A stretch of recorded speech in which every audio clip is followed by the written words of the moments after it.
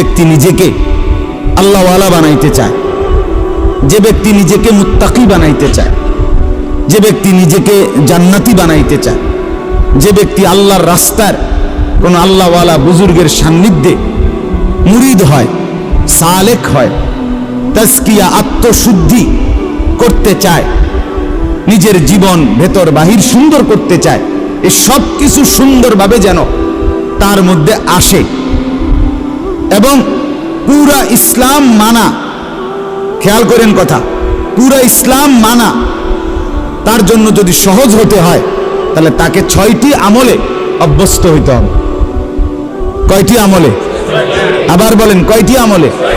এই 6টি আমলে যদি কোনো ব্যক্তি অভ্যস্ত হয় তো আল্লাহ তাআলা তাকে পুরা ইসলাম মানার, দিন মানার মতো যোগ্যতা, শক্তি, হিম্মত, তৌফিক আল্লাহ দান করবেন।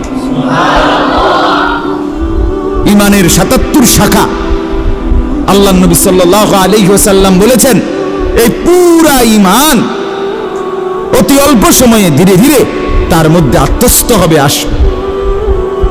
হযরতের মূল ফিকির এটা।